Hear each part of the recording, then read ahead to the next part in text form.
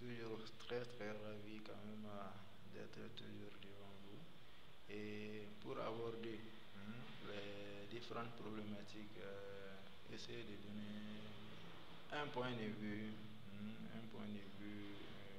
qui peut-être apporter, pourrait apporter vraiment des solutions à certaines difficultés. Donc, je tiens quand même à encourager, à féliciter, à féliciter tous ces concitoyens, tous ces dirigeants, partout où qu'ils sont, qui ne ménagent aucun effort pour soutenir et appuyer leurs citoyens dans leurs activités socio-professionnelles, etc. Voilà, donc apporter leur soutien dans leurs États. Également, tous ces grands entrepreneurs également, je tiens quand même à les féliciter, qui sont là à encourager et à apporter leur soutien également pour que au moins ces autres citoyens qui sont leurs confrères également puissent apporter leur pierre à l'édifice national. Bref, aujourd'hui, je tiens à intervenir sur le problème de l'immigration. C'est un problème national, c'est un problème mondial, c'est un problème également continental. Donc, je mets l'accent particulier sur les États de l'Afrique de l'Ouest. Effectivement, et dans la majorité des cas, nous avons été accusés généralement à tort et à travers. Donc, je ne vais pas revenir là sur ça. Mais je tiens quand même à essayer de parler de telle sorte il serait bon d'apporter des solutions pour essayer de trouver des réponses à cette problématique-là. Voilà, donc j'ai l'habitude de dire pour trouver des solutions à une problématique, souvent il serait bon quand même de s'attaquer à la source, à l'origine vraiment de pourquoi de cette difficulté-là.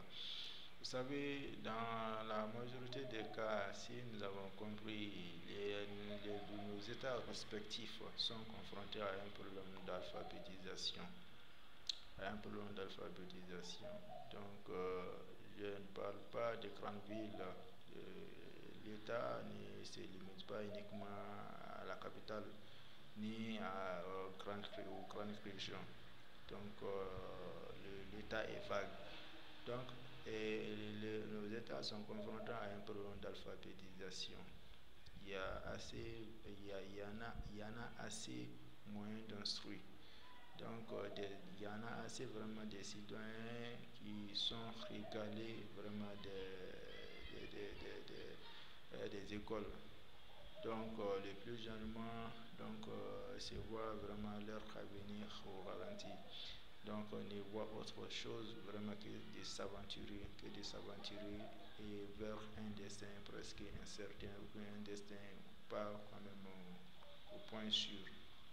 Donc, nous, finalement, vraiment, ne pourront ni faire profit vraiment à leur famille, ni vraiment à leur État. Donc, pour essayer vraiment de trouver des réponses à ça, je pense qu'il est bon que nos États augmentent, surtout le Mali en particulier, augmentent le budget national octroyé à l'éducation. Si le 1 est doublé, s'il est doublé, triplé, s'il est triplé, quadruplé, et faire une gestion pérenne pour que les fonds octroyés est destinés vraiment à améliorer l'éducation en termes vraiment d'infrastructures qualitatives, en termes vraiment de formation des personnels enseignants, des éducateurs vraiment dans des différentes localités respectives, plus 2 ou 3 ans pour faire être vraiment fructueux.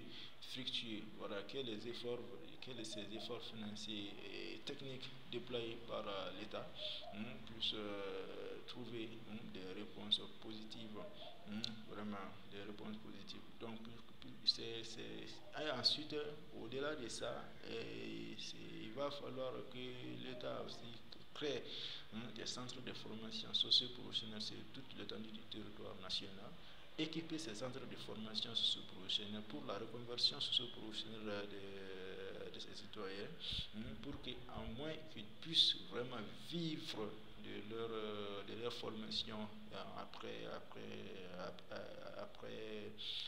leurs études. Voilà, donc c'est entre autres vraiment ces différentes problématiques qu'il va falloir développer et peut-être va apporter vraiment des solutions idoines au problème d'immigration. Voilà, donc je tiens à vous remercier, citoyens du monde. Vive la bonne gouvernance, vive la légalité, la citoyenneté et le travail. Je vous remercie. Abonnez-vous, partagez la vidéo, commentez la vidéo.